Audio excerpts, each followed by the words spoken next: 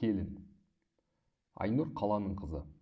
Жасынан ақылды, ерке болғанымен шаруаға епсіз болып өсті. Көзінің қарашығындай болған жалғыз қызын анасы көп жұмсамай аялап мәпелеп өсірді. Алайда ақылды ана қызының жан дүниесінің жұтаң болмауын бірінші орынға қойып, оны жастайынан кітап оқуға баулыды. Зерделі де зерек, рухани жағынан толысқан ерке қыз бойжеткен соң өз бақытын ауылдан тапты. Ойдым-ойдым жолдары бар, ұялы байланыс ұстамайтын, дұрыс ауыз суы да жоқ қияндағы ауылға Айнұр сүйген жігітімен қол ұстасып кете барды. Содан бері 5 жыл өтті. Келгелі бері ата-енесінің қабағын аңдып, солардың бабын табудан жалыққан емес. Қолынан көп нәрсе келмейтін ол алғашына бүлдіріп, күйдіріп, жандырып жүріп бәрін үйреніп алды. Сиыр сауа алмай көзін көгертті, ошаққа нан жабам деп қолын күйдірді. 40 тесік қылып еттің нанын жайды. Бірақ Айнұр жасыған жоқ. Қалайда бәрін үйренемін деп алға талпынды. Нәтижесінде аз уақыттың ішінде 5 аспап келін атанды. Қазір ол таңғы 5-те тұрып, 10 сиырды сауып өріске жібереді. Үйге келіп шай қайнатып, су жылытып қояды. Осы аралықта ұйқыдан тұрған ата-енесімен үйленбеген қайнағасына ыстықтай дәмдеп шайын береді. Қариялар шайды ұзақ ішеді. Жаз күндер ауладағы ошаққа шай қайнатып шоқтың шайын береді. Сүт тартып май қаймағын жасайды. Қысы-жазы сиыр сауылатындықтан бұл үйден құрт ірімшік үзілмейді. Бәрін бітіріп мектептегі жұмысына жүгіреді.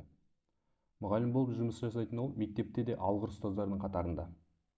Сынаптай сырған осы уақыт аралығында 3 баланың анасы атанды.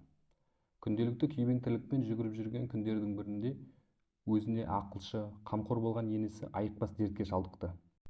Бір-біріне үйелмен сүйелмен болған 3 баланың қасына енесі 4-ші бала болып қосылды. Бірақ Айнұр бұл жолда шыдамдылық пен табандылықтың шынайы үлгісін көрсетті. Анасы ауырып қалды дегенді естіп, қала маңында тұратын үлкен қызы жылап еңіреп жетті. Бір аптадай қасында болып, жуындырып, шайындырып, шашын тарап, тамақ беріп, жүгіріп жүрді. Бірақ кетерінде анасының құлағындағы алтын сырға мен алтын жүзікті өзімен бірге ала кетуді ұмытпады. Сөйтіп күндер өтіп жатты. Көрші ауылда тұратын ортаншы қызы бала-шағасымен анасын бағуға келді. Ол да үйдегі жалғыз келін Айнұрға болысқан болып, анасын қарап жанашырлық танытты. 10 күнде жатқан соң ортаншы қызы да кетерінде анасының қобдишасын ақтарып, алтын күміс әшекейлерінің біразын өзімен алып кетті.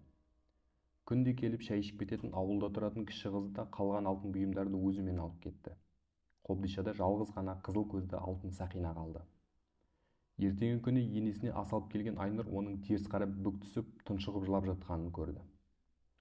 Көз жасын тия алмаған күйеу ана: 3 қызым бар деп мақтанушы едім, бірақ үшеуінің сенің қолыңа су құя алмайтынын көріп қарным ашып тұр. Қыздарымның өресі осыншалықты тар бола ма?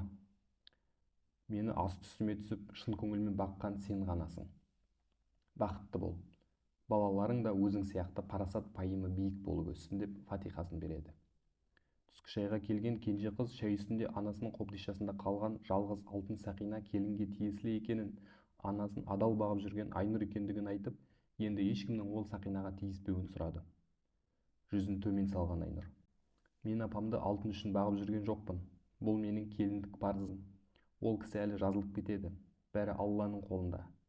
Маған ол кісінің фатиқасы да жетеді, деп шай құймақ болып атасының кесесіне қол созған еді, көзінен парлап аққан жасын көрсеткісі келмеген күйі үлкен кісі үнсіз ғана дастархан басынан тұрып кетіп барады.